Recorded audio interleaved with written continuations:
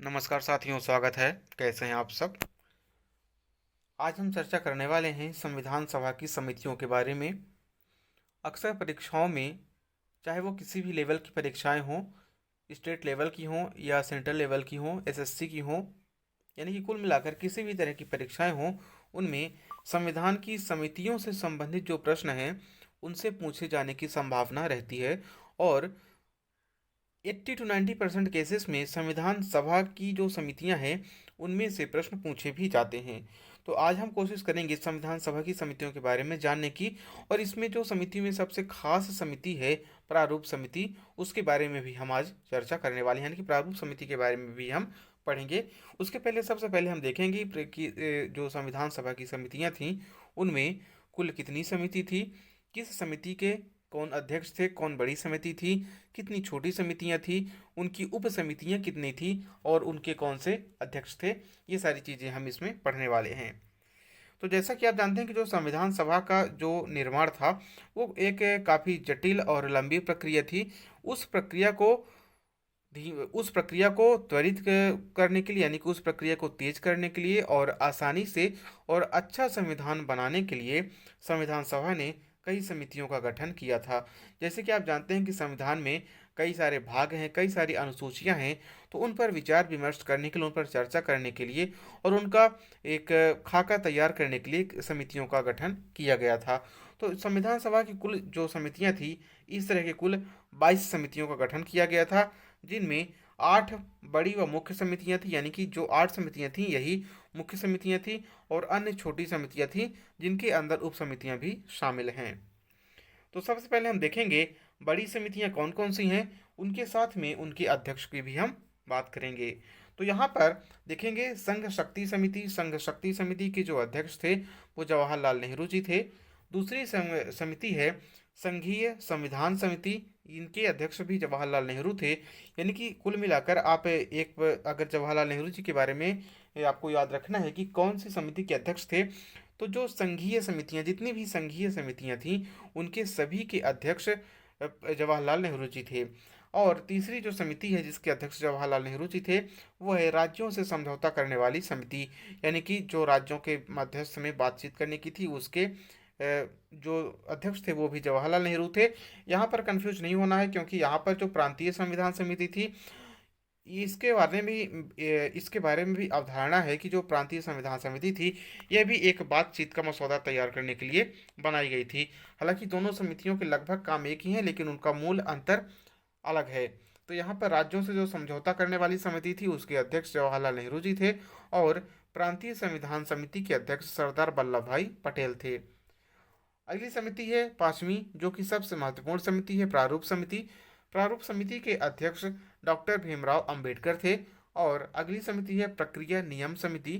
प्रक्रिया नियम समिति के अध्यक्ष डॉक्टर राजेंद्र प्रसाद, और संचालन समिति के अध्यक्ष डॉक्टर राजेंद्र प्रसाद। यहाँ पर भी आप देखें कि जो भी नियम से संबंधित थी, नियम और संचालन से संबंधित समिति थी, उसके अध्यक्ष डॉक्टर राजेंद्र प्रसाद जी हैं। अगली और आठवीं है मौलिक अधिकारों, अल्पसंख्यकों एवं जनजातियों तथा बहिष्कृत क्षेत्रों के लिए सलाहकार समिति। इसके जो अध्यक्ष थे वो हैं सरदार वल्लभ भाई पटेल जी थे।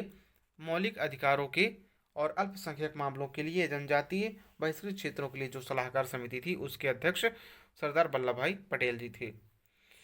अब इस समिति के अंतर्गत, यानी कि जो आपकी मौलिक अधिकार, अल्पसंख्यक एवं जनजातियों के लिए जो समिति थी, इसके अंतर्गत कुल 5 उप समितियां हैं। इन 5 उप समितियों में दो महत्वपूर्ण समिति है, जिसमें पहली है मौलिक अधिकार उप समिति। मौलिक अधिकार उप समिति के अध्यक्ष जेबी कृपलानी और अल्पसंख्यक उप समिति के अध्यक्ष एच.सी. मुखर्जी थे। ये थी आपकी बड़ी और मुख्य समितियां। अब आगे हम देखते हैं छोटी समितियों के बारे में। जो छोटी समितियां हैं, उनमें जो पहली समिति है वित्त एवं कर्मचारी समिति प्रसाद। वित्त एवं कर्मचारी समिति के हैं, इसके जो अध्यक्ष हैं वो हैं डॉक्टर राजेंद्र प्रसाद। वित्त एवं कर्मचारी समिति के अध्यक्ष डॉक्टर राजेंद्र प्रसाद हैं। यहाँ पर भी आप देखिए कि यह एक संचालन से संबंधित ही है समिति, जिसके अध्यक्ष डॉक्टर राजेंद्र प्रसाद हैं।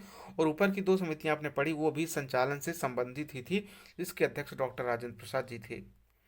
अगली समिति है राष्ट्रध्वज संबंधी तदर्थ समिति जो राष्ट्र ध्वज से संबंधित समिति थी, उसके अध्यक्ष डॉक्टर राजेंद्र प्रसाद जी थे। सदन समिति के अध्यक्ष डॉक्टर बी पट्टाभी सीतारामैया थे, सदन समिति के अध्यक्ष। अगला है कार्य संचालन समिति। कार्य संचालन समिति के अध्यक्ष के एम मुंशी थे। संविधान सभा के कार्यों के लिए समिति जी वी मावलांकर थे। यह एक कार्यों की ऐसी समिति है जिसके अध्यक्ष जी वी मावलांकर थे। बाकी सभी के जो अध्यक्ष थे वो कौन थे? आपके डॉक्टर राजेंद्र प्रसाद जी थे। संविधान सभा के कार्यों के लिए समिति जी वी मावलांकर जी थे। मुख्य आयुक्तों के प्रांतों के लिए बी पट्टाभी सीतारामैया। यहाँ पर भी आपको कंफ्यूज नहीं होना है, क्योंकि एक थी प्रांतों के लिए समिति जो मुख्य समिति थी प्रांतों के लिए। तो जो प्रांतों के लिए समिति थी उसके अध्यक्ष थे आपके सरदार वल्लभ भाई पटेल जी। और यहाँ पर जो मुख्य आयुक्तों के लिए प्रांतों के लिए समिति है यह है बी पट्टाभी सीतारामैया। मुख्य प्रांत क्या हैं? 1935 के अधिनियम के तहत कौन कौन से क्षेत्र शामिल किए गए थे, इन सब का हमने राज्य पुनर्गठन आयोग में चर्चा किया है, जिसका लिंक आपको वीडियो में डिस्क्रिप्शन में मिल जाएगा, आप उसको भी देख सकते हैं। तो यहाँ पर जो आपके मुख्य आयुक्तों के लिए प्रांत समिति थी वो है बी पट्टाभी सीतारामैया। अगली समिति है प्रारूप संविधान की जांच के लिए समिति, यानी कि जो प्रारूप समिति थी उसके द्वारा जो प्रारूप तैयार किया गया था उसके अध्यक्ष जो थे वो डॉक्टर भीमराव अंबेडकर थे। लेकिन उस समिति की जांच के लिए, यानी कि उसका जो प्रारूप संविधान था उसकी जांच के लिए जो विशेष समिति थी उसके अध्यक्ष जवाहरलाल नेहरू जी थे। अगली समिति है प्रेस दीघा समिति। प्रेस दीघा समिति उषानाथ सेन, और यह समिति आपकी इंपॉर्टेंट है। प्रेस दीघा समिति, यह क्वेश्चन पूछा जा चुका है पीसीएस एग्जाम में, उषानाथ सेन। अगली क्वेश्चन है नागरिकता पर तदर्थ समिति। नागरिकता पर तदर्थ समिति एस वरदाचारी। सर्वोच्च न्यायालय पर तदर्थ समिति, इसके भी एस वरदाचारी। और भाषाई प्रांत आयोग के जो अध्यक्ष थे इसके अध्यक्ष थे एस के डार। यहाँ पर एक चीज़ ध्यान देने वाली है कि एस के वरदाचारी, एस के डार यह संविधान सभा के सदस्य नहीं थे। इनको एक्स्ट्रा में यह अतिरिक्त पदभार दिया गया था, या अतिरिक्त इनको यह निर्वहन करने के लिए ये कर्तव्य दिए गए थे, एस वरदाचारी और एस के डार। तो क्वेश्चन आपको पूछा जा सकता है कि निम्न में से कौन से हैं जो संविधान सभा के सदस्य ना होते हुए भी उसके अध्यक्ष के समितियों के अध्यक्ष रूप में कार्य किए हैं? तो आपको ध्यान रखना है एस वरदाचारी और एस के डार। अब हम आगे देखेंगे प्रारूप समिति, जो कि सभी समितियों में सबसे महत्वपूर्ण समिति थी, प्रारूप समिति। इसी प्रारूप समिति के आधार पर बाकी की चीज़ों का जो निर्माण है वो हुआ था। संविधान का निर्माण बेसिकली दो चीज़ों के प्रारूप पर हुआ है। एक तो प्रारूप समिति जो है उस पर, और जो इसका और भी एक इम्पोर्टेंट पार्ट है वो है आपका संविधान की उद्देश्य का, यानी कि प्रियम्बल, प्रस्तावना। तो प्रारूप समिति में ये जो है सबसे महत्वपूर्ण समिति थी। ये भी क्वेश्चन पूछा जाता है कि संविधान सभा की सभी समितियों में सबसे महत्वपूर्ण समिति कौन थी? आपका उत्तर होगा प्रारूप समिति। प्रारूप समिति का गठन कब हुआ था? यह क्वेश्चन पूछा जा चुका है। प्रारूप समिति का गठन 29 अगस्त 1947 को हुआ था। इसमें 7 सदस्य थे जिनके नाम इस प्रकार हैं। ये भी आपको ध्यान देना, ये पूछा जा सकता है प्रारूप समिति में कुल कितने सदस्य थे? तो प्रारूप समिति में कुल 7 सदस्य थे। कौन कौन से थे? डॉक्टर भीमराव अंबेडकर जो प्रारूप समिति के अध्यक्ष थे, यह भी आपको पूछा जा सकता है। प्रारूप समिति के अध्यक्ष कौन है? डॉक्टर भीमराव अंबेडकर। दूसरे सदस्य हैं एन गोपाल स्वामी आयंगर, आह्लाद कृष्णा स्वामी आयंगर, डॉक्टर के एम मुंशी, सैयद मोहम्मद सादुल्लाह, एन माधव राव जो हैं इन्होंने बी एल मित्र की जगह ली थी, जिन्होंने स्वास्थ्य कारणों से त्यागपत्र दे दिया था। और प्रारूप समिति के अंतिम सदस्य थे टी कृष्णामाचारी। टी कृष्णामाचारी थे, इन्होंने डीपी खेतान की मृत्यु के बाद उनकी जगह ली थी। एक बात और ध्यान दीजिएगा कि ये यहाँ पर टी कृष्णामाचारी हैं और एक नाम है वी कृष्णामाचारी। यह जो थे ये संविधान सभा के उपाध्यक्ष थे। ठीक है, संविधान सभा के उपाध्यक्ष थे वी कृष्णामाचारी। उप समिति ने, यानी कि इस प्रारूप समिति ने पहला प्रारूप फरवरी 1948 में प्रकाशित किया था। यहाँ से भी क्वेश्चन बन सकता है कि प्रारूप समिति ने अपना पहला प्रारूप कब प्रकाशित किया? तो फरवरी 1948 में अपना पहला प्रारूप प्रकाशित किया था। एक बात आपको बता देना चाहूँ कि जो आपका स्टैटिक जीके वाला पार्ट होता है, यानी कि आपका हिस्ट्री है, ज्योग्राफी है और कॉन्स्टिट्यूशन है, राज्य व्यवस्था, पॉलिटिक्स है, इन सब से हर लाइन से प्रश्न बनने की संभावना रहती है। यानी कि वहाँ पर जहाँ जहाँ पॉइंट होते हैं, अगर आप मेन पॉइंट को याद करते हैं ध्यान में रखते हैं तो बहुत ही अच्छी बात है। उसके अलावा भी अगर आप कुछ पॉइंट को याद करते हैं तो वह आपके लिए प्लस पॉइंट होगा। जैसे कि यहाँ पर आपको यह भी पूछा जा सकता है कि टीटे कृष्णामाचारी ने किनकी जगह ली थी। यह तो सभी को याद होगा कि जो प्रारूप समिति थी उसमें कौन कौन से सदस्य थे। लेकिन यदि प्रश्न यह आ गया कि टीटी कृष्णामाचारी ने किसकी जगह ली थी या उन्हें किसके स्थान पर नियुक्त किया गया था, तो इन्हें डीपी खेतान की स्थान पर नियुक्त किया गया था। इसी तरह यहाँ भी है कि संविधान सभा ने अपना पहला प्रारूप कब प्रकाशित किया। फरवरी 1948 में संविधान सभा ने अपना पहला प्रारूप प्रकाशित किया।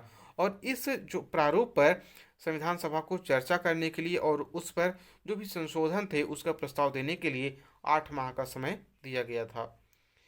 फिर जो प्राप्त आलोचनाएं हुई और जो संशोधनों के प्रस्ताव प्राप्त हुए उसके आधार पर प्रारूप समिति ने एक नया प्रारूप तैयार किया और दूसरा प्रारूप अपना अक्टूबर 1948 में प्रकाशित किया।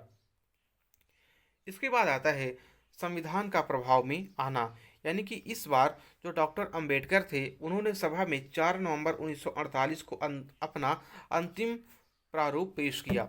यहाँ पर आपके पहला प्रारूप कब पेश किया, फरवरी 1948 में, और अंतिम प्रारूप कब पेश किया, 4 नवंबर 1948 में। ये दोनों डेट जो हैं वो इम्पोर्टेंट हैं। तो डॉक्टर अंबेडकर ने प्रारूप समिति का अपना अंतिम प्रारूप कब पेश किया, 4 नवंबर 1948 को पेश किया, और इसी दिन संविधान सभा में संविधान पहली बार पढ़ा गया था। यहाँ से भी क्वेश्चन बन सकता है कि संविधान सभा पहली बार कब पढ़ा गया। तो संविधान सभा पहली बार कब पढ़ा गया था, वह 4 नवंबर 1948 को पढ़ा गया था। और इस बार संविधान सभा में 5 दिन तक संविधान सभा में आम चर्चा हुई।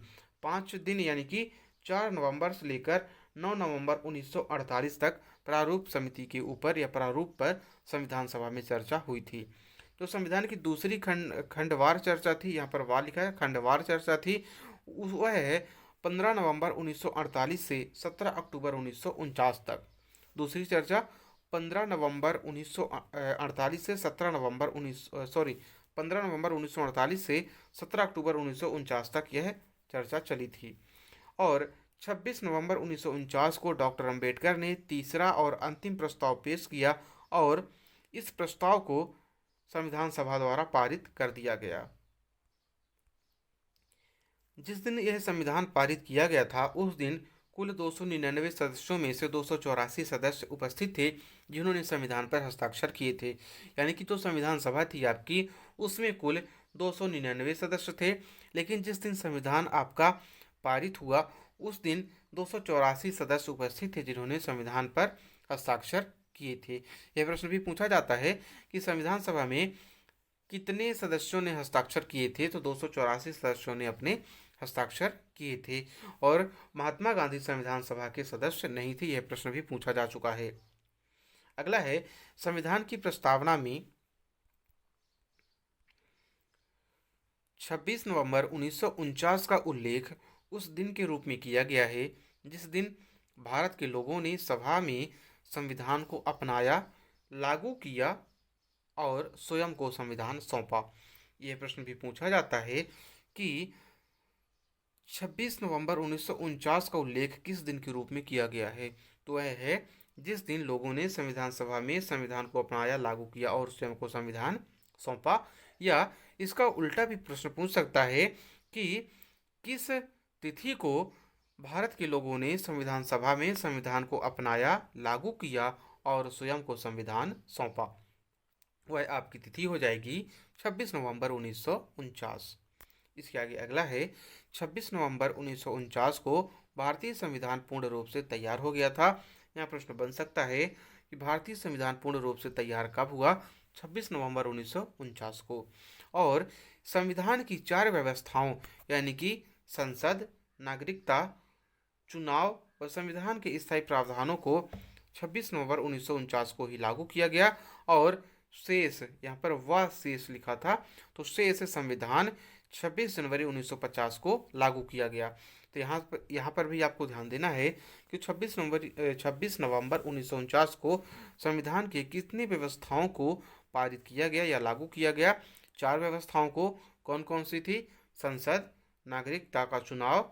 नागरिकता और चुनाव और संविधान की स्थायी कुछ प्रावधान थे। ठीक है, इनको लागू किया गया था। यह प्रश्न पूछा जा चुका है कि नागरिकता का जो आपका अधिनियम है वह कब से लागू हुआ? तो 26 नवंबर 1949 को लागू हुआ था। 26 नवंबर 1950 को अपनाए गए संविधान में प्रस्तावना, 395 अनुच्छेद, 8 अनुसूचियां और 22 भाग थे। इस यहाँ पर आपका क्वेश्चन 2-3 बार पूछा जा चुका है और सीधे सीधे यहाँ से प्रश्न आता है कि जो 26 नवंबर 1950 को संविधान आपका अपनाया गया था उसमें कितने अनुच्छेद, अनुसूचियां और भाग थे? आपके कई ऑप्शन दिए रहेंगे, लेकिन आपको लगाना है कि प्रस्तावना, 395 अनुच्छेद, 8 अनुसूचियां और 22 भाग थे। दोस्तों, आज के लिए इतना ही। उम्मीद करता हूँ आपको यह वीडियो अच्छा लगा होगा। आप हमें कमेंट बॉक्स में कमेंट करके बताएं कि आपको यह वीडियो कैसा लगा। अब आपसे मिलेंगे अगले वीडियो में, तब तक के लिए नमस्कार, धन्यवाद।